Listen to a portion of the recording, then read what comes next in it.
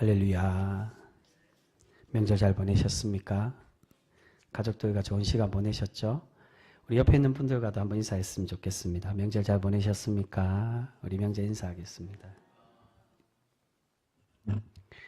오늘까지 이 명절인데 이 명절 마지막 날 이 수요 예배에 나와주셔서 함께 예배 참석하신 우리 귀한 성도님들을 환영하고 축복합니다. 우리 항상 하나님의 은혜로 기쁨과 평안을 넘치는 그러한 복된 성도 우리 모두가 되실 수 있기를 주님의 이름으로 축복합니다. 여러분, 오늘 사사기 우리 함께 읽은 10장 말씀에서는 기드온과 아비멜렉에 이어서 이제 소사사인 돌라와 야일에 대한 말씀이 나오고 있습니다. 소사사여서 짧은 분량의 사사들입니다. 이전에 사사기 3장에서 처음으로 등장했던 소사사인 상갈에 대해서 우리가 함께 나누며 이렇게 말씀을 드렸습니다. 분량이 많고 많은 일들을 했다고 해서 하나님이 과연 기뻐하시는 그러한 일꾼이고 사사이냐? 그렇지가 않다는 겁니다. 적고 작지만 그럼에도 하나님은 하나님 보시기에 합당한 사람을 기뻐하시고 그들을 진정한 사사로 보고 계신다는 겁니다. 때로는 적은 분량이고 업적은 적어도 우리 하나님은 그 사람의 인생의 길이와 업적의 양을 보고 평가하는 것이 아닙니다. 상가를 보면 1년밖에 못 살았다라고 어떤 그 주석에는 그렇게 평가하기도 합니다. 그래서 짧다라고도 이야기합니다. 그런데 하나님이 원하시는 거, 하나님 기뻐하시는 거, 오직 하나님 앞에 그 인생이 길고 많은 일을 했고 그게 중요한 게 아니라 얼마나 옳은 방법으로 하나님 앞에 신실한 일꾼이 되었는지를 보시기를 원하고 계신다는 겁니다. 특히나 앞에 우리가 함께 나누었던 이전 시간에 계속 나누었던 기도는 큰 업적을 남기고 하나님의 놀라운 기적을 행한 대사사였습니다. 그런데 그가 백성들이 자신의 왕으로 세우려는 시도에 어떻게 행동을 했습니까? 겉으로는 자신은 왕이 되지 않겠다라고 부인했지만 그 속에는 어떤 마음이 있었다고요? 이미 자신이 왕이 되고 있었다. 그래서 이 전쟁의 그 물건들을 이 금부치를 받고 또한 자신의 아들들을 이어서 왕으로 세워가는 것을 볼 수 있습니다. 그 결과물이 바로 자신의 아들 세겜 사람 아비멜렉을 이름을 붙이는 것에서 그 아들이 왕이 되어 자신이 왕이 되고 또한 그 왕권을 이어받는 세스 왕으로 자신을 자랑하고 세워가고 있었다는 것을 우리가 알 수 있게 된다는 것입니다. 아비멜렉이라는 이름의 뜻은 지난 시간에 말씀드린 것처럼 나의 아버지는 왕이시다라는 뜻입니다. 자신이 이미 왕이 됐다는 겁니다. 전쟁에 그 소유물을 달라고 했던 것도 마찬가지지만 자신의 아들들 그 70명의 아들들을 세우고 또한 그 마지막 아들이었던 아비멜렉으로 멜락 이 왕이란 뜻입니다. 왕으로 세운 이유가 나와 나의 아들들이 왕이 된다는 겁니다. 하나님께서 기드온에게 300명으로 수십만 명의 아말렉을 물리치게 하신 이유가 무엇입니까? 그것은 백성들이 원하고 바랬던 사람이 왕이 되는 것을 내가 그러한 것을 원하는 것이 아니다 라고 말씀하시며 우리의 삶의 진정한 주인과 진정으로 우리가 믿어야 될 왕이 우리의 욕심과 우리의 자신이 아닌 오직 하나님만이 우리의 진정한 왕이시며 구원자이심을 너희가 깨닫고 믿고 살아가기를 바라시며 이 기적과 은혜를 주고 계셨다는 겁니다. 그래서 300명으로 줄이시는 겁니다. 너희의 힘이 아니라고 오직 하나님이 너희의 주인이 되셔서 너희를 지키시고 너희를 구원하는 하나님이 됨을 말씀하고 있습니다. 그런데 그렇게 하나님의 놀라운 기적과 구원을 경험했던 백성들이 결국 무엇을 요구하고 있습니까? 이 기적의 참된 주인이신 하나님을 바라본 게 아니라 단순히 이 기적의 도구로 사용되었던 기드온이 자신의 왕이 되기를 바라였고 기드온도 이것을 뿌리치지 못하며 자신이 스스로 왕으로 자신을 세워가고 있는 것을 볼 수 있습니다. 그래서 기드온의 다음 세대가 이 신앙의 암흑기를 알리는 사건, 그의 아들 아비멜렉이 왕이 되는 말씀으로 이어지게 되는 것입니다. 그런데 이런 악행의 시절을 지나서 나타난 두 명의 이 소사사는 이 사사들의 장점과 단점, 두 얼굴을 모두 보여주는 사람이라고 할 수 있습니다. 이것은 대사사도 충성된 사람일 수도 있고 또한 반대로 실수할 수도 있지만 마찬가지로 소사사들도 얼마든지 칭찬받는 일꾼이 될 수도 있지만 또한 하나님께 책망받을 수밖에 없는 그런 부족한 존재임을 우리에게 말씀해 주고 있다는 겁니다. 그 말씀이 오늘 본문 초반에 나옵니다. 우리 1절과 2절 말씀 같이 읽겠습니다. 1절과 2절 같이 읽습니다. 시작. 아비멜렉의 뒤를 이어서 이사갈 사람 도도의 손자 보아의 아들 돌라가 일어나서 이스라엘을 구원하니라. 그가 에브라임 산지 3일에 거주하면서 이스라엘의 사사가 된 지 23년 만에 죽음의 3일에 장사되었더라. 아멘. 돌라는 아비멜렉에 이어서 사사가 되었습니다. 그리고 그는 이스라엘을 구원하는 업적을 남긴 사사라고 우리에게 소개를 합니다. 근데 여기서 돌라가 구원한 대상이 누구인지는, 그러니까 누구로부터 구원했는지는 나오지 않습니다. 이전처럼 이스라엘을 괴롭히던 이방의 나라에서 구원한 것인지, 아니면은 오늘 아비멜렉의 뒤를 이었다는 것은 그 이스라엘이 가졌던 그 불순종, 하나님과 멀어지고 사람을 왕으로 세우려고 했던 그 불신앙의 죄에서 구원을 했는지는 우리가 정확히 알 수는 없습니다. 하지만 중요한 것은 돌라는 사사의 그 직무대로, 순수한 그 사사의 자신이 감당해야 될 그 자리대로 이스라엘을 구원한 사람이 되고 있었다는 겁니다. 그런데 문제는 이어서 나오는 그 다음 사사인 야일에게 있습니다. 우리 3절과 4절 말씀도 같이 읽겠습니다. 3절 4절 같이 읽습니다. 시작. 그 후에 길르앗 사람 야일이 일어나서 22년 동안 이스라엘의 사사가 되니라. 그에게 아들 30명이 있어 어린 낙이 30을 타고 성읍 30을 가졌는데 그 성읍들을 길르앗 땅에 있고 오늘까지 하봇 야일이라 부르더라. 아멘. 야일은 돌라에 이어서 사사가 되었습니다. 그런데 자세히 보시면 돌라가 사사가 되어서 남긴 업적들이 나옵니까? 전혀 나오지 않습니다. 업적이 나오는 게 아니라 오늘 말씀 보면 무엇에 대해서 기록합니까? 그에게 아들 30명이 있었는데 이 아들들이 다 나귀를 타고 다녔고 그 아들들 모두가 성읍을 하나씩 가지고 있었다는 겁니다. 아들들 수대로 성읍을 가지고 있었는데 그 성읍의 이름이 무엇이라고요? 하봇야일이라고. 하봇야일의 뜻이 관조해 보시면 야일의 동네. 자신의 아버지가 야일이었기 때문에 그 아버지가 주체가 되는 그 동네라고 부르게 되었다는 겁니다. 여러분, 이 말씀이 무엇을 의미하겠습니까? 바로 야일은 하나님의 칭찬받는 진정한 사사로 하나님의 진정한 일꾼이 된 것이 아니라 기드온과 또한 아비멜렉처럼 자신이 왕이 되어서 이스라엘을 다스리고 왕이 되어서 다스리고 있었다는 것을 우리에게 말씀하고 있습니다. 주일에 말씀드린 것처럼 나귀를 타고 있다는 것은 무엇을 의미합니까? 귀한 존재, 왕이 되는 것을 의미합니다. 당시 아무나 나귀를 타거나 짐승을 타고 다니지 않았습니다. 그저 짐승은 짐을 지게 하든지 자신의 밭을 가는 그런 일에만 많이 썼지, 짐승을 타거나 나귀 타는 것 자체가 내가 부한 사람, 높은 지위, 가진 것이 많은 사람, 왕이 됨을 의미하고 있습니다. 그런데 그의 아들들이 나귀를 타고 다니고 아버지의 이름을 딴 성읍을 다스리고 있었다는 것은 야일은 이스라엘의 왕이 되었고 그 아들들 또한 그 왕권을 이어받는 세습된 왕이 되었음을 우리에게 말씀하고 있는 것입니다. 지금 이스라엘은 기드온과 아비멜렉의 일들을 경험하면서 다시 하나님께로 우리가 실패했구나, 하나님이 우리의 이 모습을 싫어하시는구나 라고 생각하고 돌아간 것이 아니라 여전히 하나님을 떠나 있었고 하나님이 아닌 사람을 더 의지하려고 하고 있었다는 것입니다.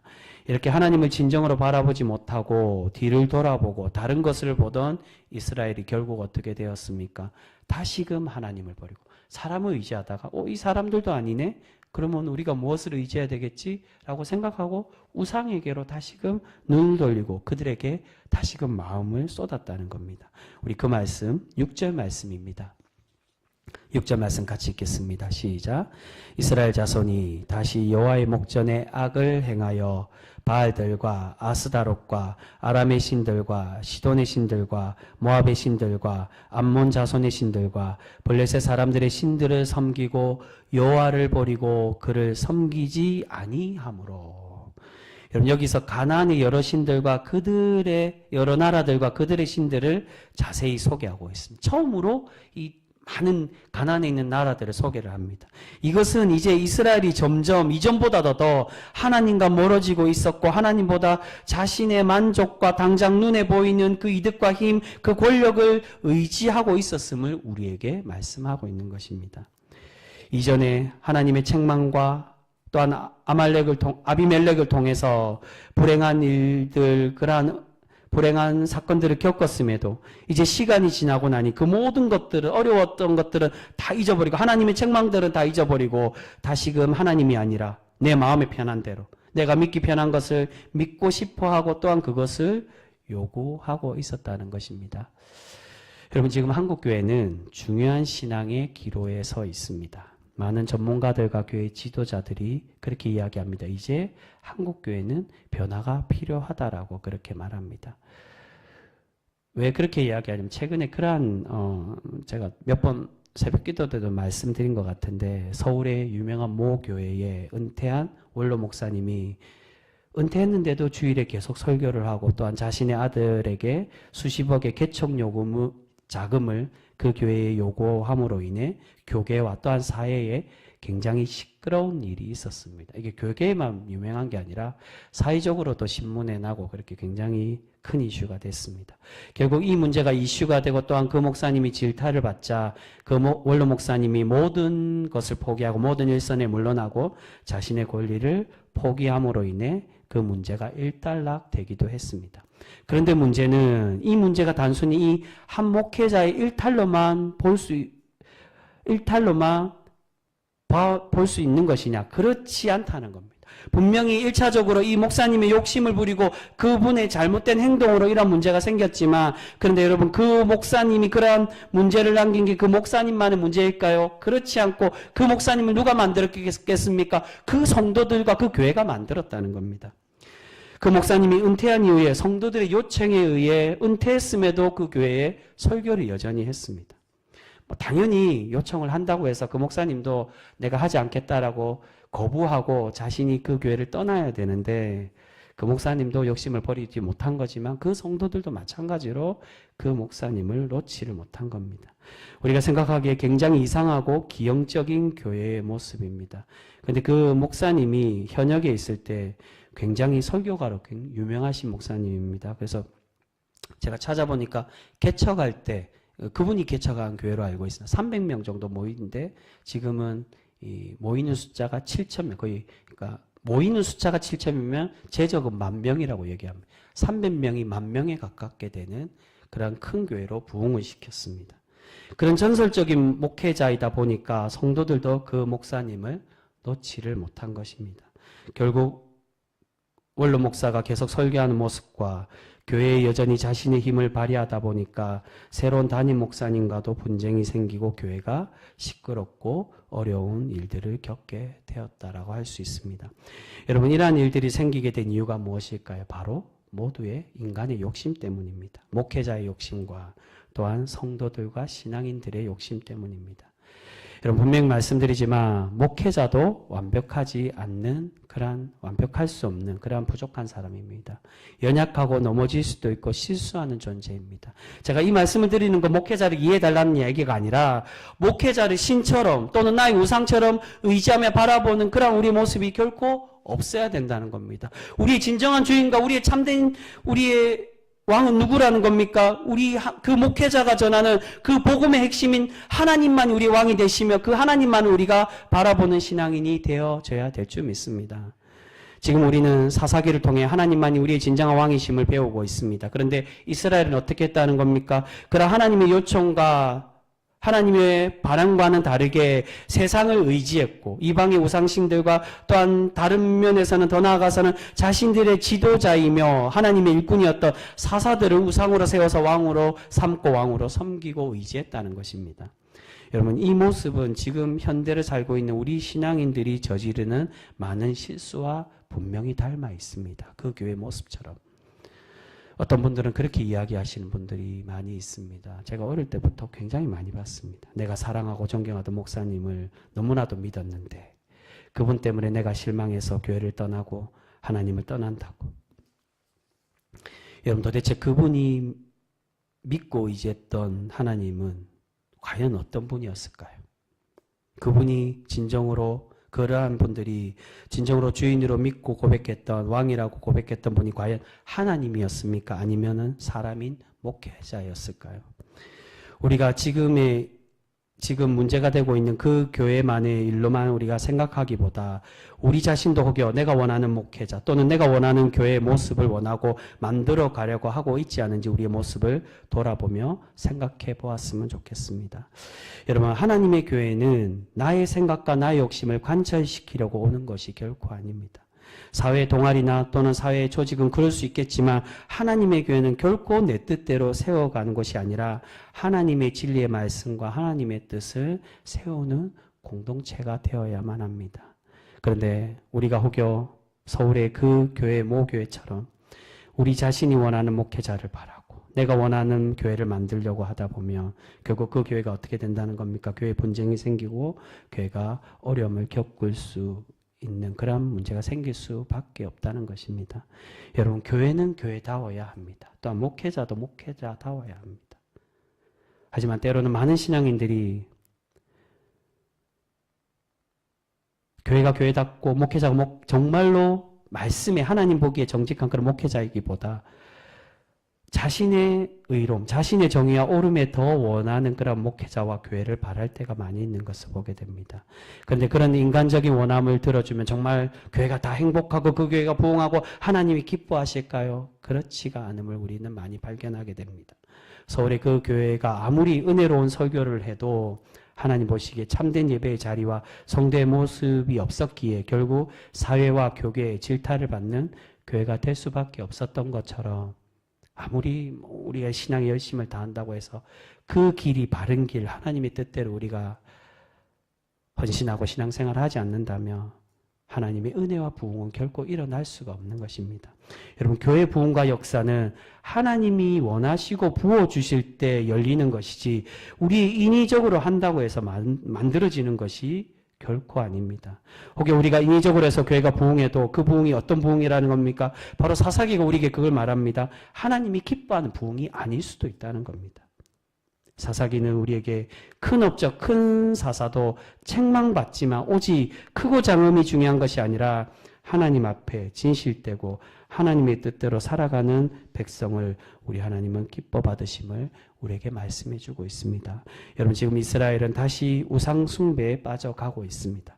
지금 이스라엘의 우상 숭배는 왕을 바랬던 모습과 전혀 다른 모습이 아닙니다. 왕을 바란 게 하나님을 더 잘 믿기 위해서 왕을 바랬던 것이 아니라 저 우상을 믿고 이방 나라들처럼 우리를 다스릴 수 있는, 내가 의지할 수 있는 하나님이 아닌 나의 눈앞에 당장 보이는 그 왕을 우상으로 믿고 섬기기 위한 그런 대상으로 왕을 바라며 그들을 의지하고 있었습니다. 이방의 우상에게 위로받지 못할 때는 사람을 의지하고 왕에게 구원받기를 원했습니다. 이렇게 하나님과 멀어진 백성들이 결국 하나님께 책망받는 사람이 될 수밖에 없음을 성경 우리에게 말씀해 주고 있습니다. 우리 그 말씀 보겠습니다. 오늘 13절과 14절 말씀입니다. 하나님이 책망하시며 이스라엘에 이렇게 말씀합니다. 13절과 14절 말씀 우리 같이 읽겠습니다. 시작. 너희가 나를 버리고 다른 신들을 섬기니 그러므로 내가 다시는 너희를 구원하지 아니하리라. 가서 너희가 택한 신들에게 부르짖어 너희의 환난 때에 그들이 너희를 구원하게 하라 하신지라. 아멘. 이제는 하나님께서 얼마나 화가 나셨던지 다시는 너희를 구원하지도 않고 너희가 의지하는 신에게 나가서 도와달라고, 나에게 오지 말라라고 그렇게 말씀하고 계십니다. 그런데 여러분, 이어서 나오는 말씀이 어떤 말씀입니까? 바로 이어서 나오는 오늘 이 10장의 마무리의 말씀에 하나님은 그럼에도 이스라엘을 기억하시고 하나님의 자녀들을 포기하지 않으시고 이들을 품어가고 계시는 것을 볼 수 있습니다. 그 말씀 오늘 우리 마지막 말씀 15절과 16절 말씀입니다. 15절에서 16절 말씀 같이 읽습니다. 시작. 이스라엘 자손이 여호와께 여쭈되 우리가 범죄하였사오니 주께서 보시기에 좋은 대로 우리에게 행하시려니와 오직 주께 구하옵나니 오늘 우리를 건져내옵소서 하고 자기 가운데에서 이방 신들을 제하여 버리고 여호와를 섬기매 여호와께서 이스라엘의 공고로 말미암아 마음에 근심하시니라. 아멘. 이제 이스라엘이 자신들의 죄로 인해 하나님께서 너무 화가 나신 것을 알고 선뜻 도와달라고 요청하지 못하고 있습니다. 하나님 뜻대로 하시라는 겁니다. 그저 하나님 정말 하실 수 있으면 우리를 기억해 달라고 그렇게 하나님께 애달픈 마음으로 매달리고 요청하자 이후에 어떤 일이 일어납니까? 자신들의 잘못을 알고 하나님께로 돌아갔을 때 그때 하나님께서 이스라엘 백성들의 고통을 들어주시고 이스라엘을 구원해 가고 계시는 것을 볼 수 있습니다. 여러분, 여기서 하나님은 우리에게 원하시는 신앙의 중요한 모습이 있습니다. 그것은 하나님께 용서받고 하나님의 회복되는 백성이 되기 위해서는 과거의 잘못을 끊어내야만 한다는 겁니다. 지금 이스라엘은 이전과 다르게 하나님께서 구원하여 주시지 않았음에도 구원하여 주신 다음에 하나님께로 돌아가고 사사를 세우니 돌아간 것이 아니라 하나님의 그 책망의 말씀에 이제는 우상을 버리고 하나님께로 돌아가고 있었다는 겁니다. 이 모습에 하나님은 백성들에게 반응을 하고 계시는 것입니다. 여러분, 사무엘상 7장에 우리가 그런 말씀으로 함께 나누었습니다. 이스라엘이 미스바에 모여서 자신들의 그런 우상숭배와 잘못들을 회개하여 기도드릴 때 어떤 모습에 하나님의 백성들에게 반응하고 계십니까? 7장 2절에 보시면, 사무엘상 7장 2절에 보시면 이스라엘 온 족속이 여호와를 사모하니라 라고 그렇게 말씀합니다.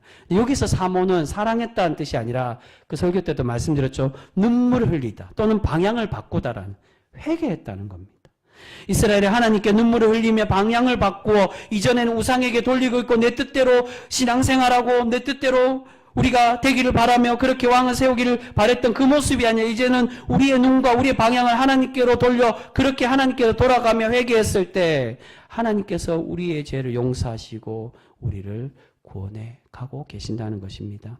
여러분, 오늘 본문에서도 하나님께서는 그렇게 자신의 잘못을 깨닫고 하나님께로 돌이킬 때 하나님은 반응하시고 이스라엘을 구원해 주고 계시는 줄 믿습니다. 여러분, 이방의 우상을 왕으로 섬기고 사람의 왕 사사를 주인으로 섬겼을 때가 아니라 나의 욕심과 나의 고집으로 내가 신앙생활 할 때가 아닌 오직 하나님만을 우리의 진정한 왕으로 인정하고 고백하며 그 뜻대로 살아갈 때 하나님은 우리의 왕이 되어주시고 우리의 진정한 주인이 되어주실 줄 믿습니다. 오늘 마지막 말씀에 보시면 16절 끝에 보시면 여호와께서 이스라엘의 공고로 말미암아 마음에 근심하시니라 라고 되어 있습니다. 근데 원래 이 말은 이 근심하셨다 이 뜻이 아니라 이스라엘 공고 그 고통과 고생을 보시고 하나님의 마음이 짧게 되었다라고 되어 있습니다. 원래 원어의 원직역으로 하면요. 여러분, 하나님의 마음이 짧았단 말이 무슨 뜻일까요? 우리의 돌이킴을 보시고 우리의 괴로움을 보시고 하나님의 마음이 급하여 참지 못하고 우리에게 마음을 쏟으시고 우리를 구원해 가고 계심을 말씀하고 있습니다.